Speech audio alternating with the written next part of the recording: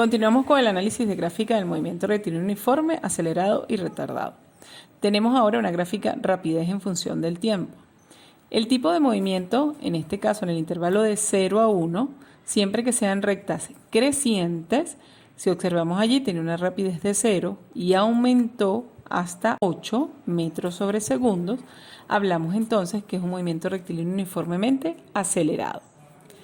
A diferencia que en el intervalo de 1 a 3, si observamos ya tiene una rapidez de 8 metros sobre segundo, pasa un segundo, sigue con la rapidez de 8 metros sobre segundo, se está moviendo, pasa un segundo más y se sigue moviendo con 8 metros sobre segundo. En este caso, como la rapidez es constante, hablamos de que es un movimiento rectilíneo uniforme.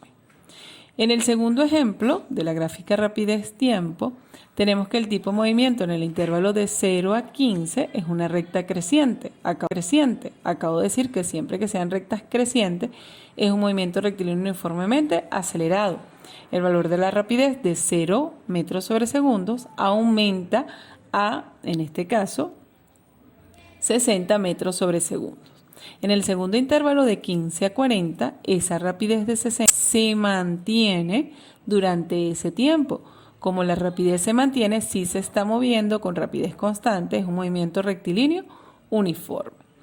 Y en el último intervalo de 40 a 50, que es una recta decreciente, el valor de la rapidez disminuye desde 60 hasta 0. Como el valor disminuye, hablamos de que es un movimiento rectilíneo uniformemente retardado. Aquí no cabe que haya reposo. Siempre que sea una rapidez en función de tiempo, no podemos hablar de que el móvil está en reposo. A diferencia que en las gráficas de distancia-tiempo, las rectas paralelas se mantienen en el mismo lugar, hablábamos de reposo. Aquí vamos a hablar de que es un movimiento rectilíneo uniforme.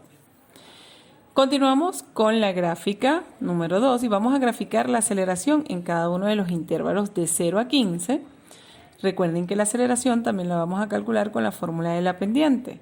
En este caso de 0 a 15, el punto sería 0, 0 y 15, 60. Vamos a restar entonces 60 menos 0 y 15 menos 0.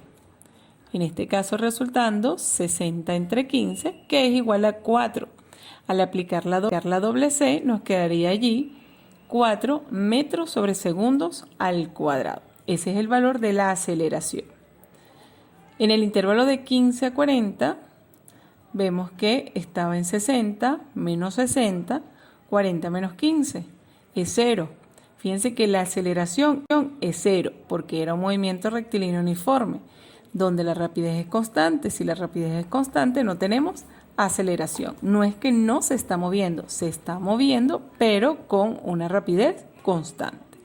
En el último intervalo de 40 a 50, aplicamos la pendiente, en este caso sería 0 menos 60 entre 50 menos 40, resultando menos 60 metros sobre segundos entre 10 segundos. Esto nos da como resultado menos 6 metros sobre segundos al cuadrado. Esta aceleración negativa nos quiere decir entonces que es un movimiento retardado, que le va a restar el valor, en este caso, a la rapidez. Por eso hablamos de que es un movimiento rectilíneo uniformemente retardado. El valor de la velocidad disminuye.